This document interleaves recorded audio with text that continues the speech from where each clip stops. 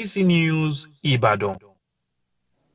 Away from that story, let's tell you that the Central Bank of Nigeria has finally adhered to the judgment of the Supreme Court on the recirculation of old Naira notes. The Apex Bank now says the old 200, 500 and 1,000 Naira banknotes remain legal tender and has directed commercial banks to dispense and receive the old currencies.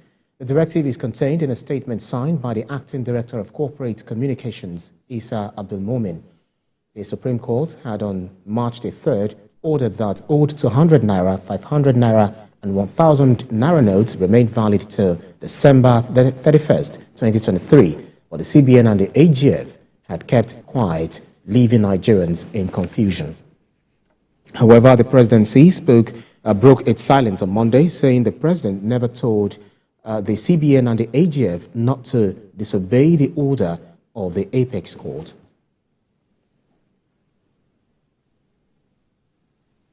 For more on the Central Bank's directive on the recirculation of the old Naira notes, let's talk to a senior economist, SPM professional, Paul Alaje, who is joining us via Zoom from Lagos. Thank you so much for joining us on the news this time. Nigerians are they've been waiting for the directive from the CBN after the judgment of the Supreme Court. What's your reaction to these latest developments, and how do you think this will impact the economy of the country? Thank you so very much for having me. The truth is that the Apex Court is the highest court in our country, Nigeria, and when the pronouncement was made by the Apex Court, it was mandatory for executive, Mr. President, the Central Bank, and whosoever may be concerned to comply. The good news is that we are seeing that compliance, as Central Bank had issued a statement to say that all concerned to comply.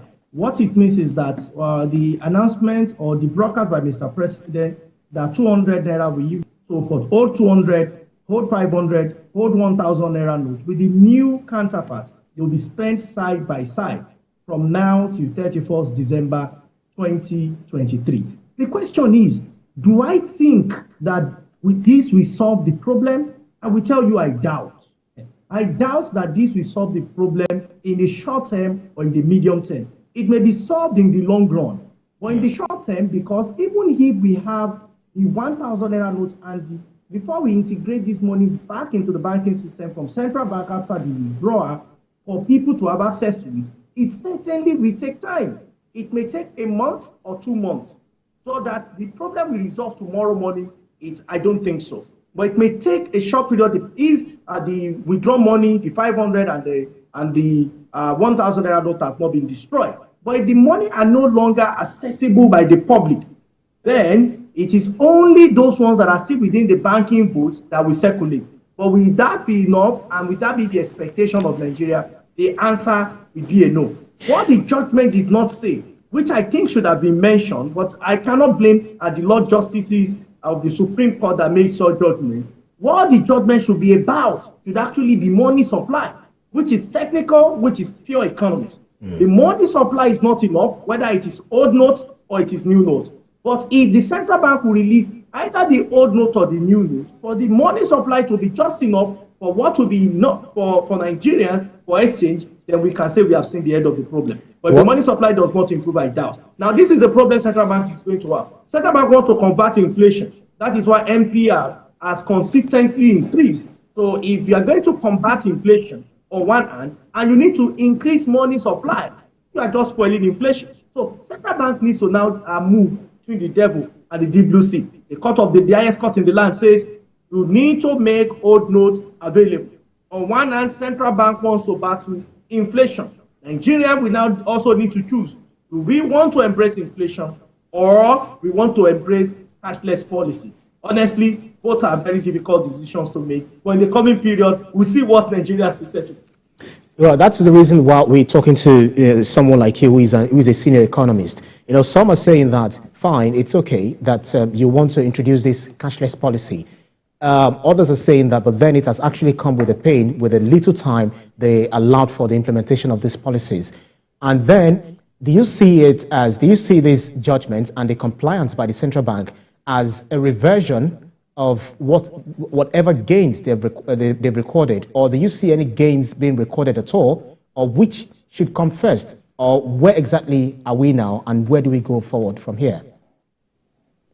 I must be very sincere with advocate persons. Whether it's a recent video or not is another question entirely.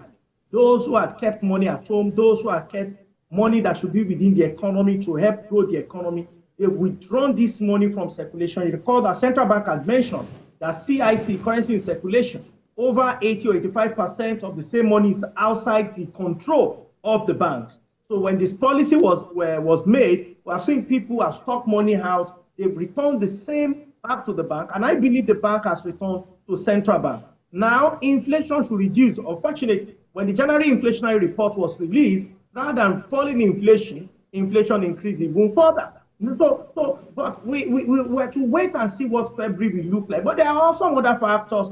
For instance, it's a political season where politicians is expected to spend more money. So we're actually expecting inflation to increase. So it might not be that the policy did not work. It could also be that inflation could have been higher, and it was the policy of central bank that tamed it to the level we have seen a bit below 22%. So here is it. They have been gained. But when you look at the pain, when you look at the woman who wants to take her child to school, but the same girl needs to be given money to board along, as they call it in Abuja, or to board the bus in Lagos, or whatever it is in any part of Nigeria. From one point to another, the woman has worked, had her money in the bank, but she had no access to it. So it's a very complex situation. But I think that the court must be honored, the court must be obeyed, because it's the final court, except if you want to go to God. So it's good that this judgment has come. And I'm happy that the central bank eventually has complied with it. But what nobody has said, what seems to be silent, which may prolong the suffering, is will there be increase in money supply? Honestly, you and I cannot answer that question. Even our viewers right now cannot answer the question. Only people in central bank, especially Mr. Godwin Emefiele, will answer the question if we would ensure, and maybe people in monetary policy committee, if money supply would increase. But if money supply does not increase, I tell you, what the judgment has said is allow the old note and new note. Right. The volume of old note that is currently available is not up to what is sufficient. I tell you, it will not solve the real problem that many of us are looking at. But do I commend the judgment? Yes, I do.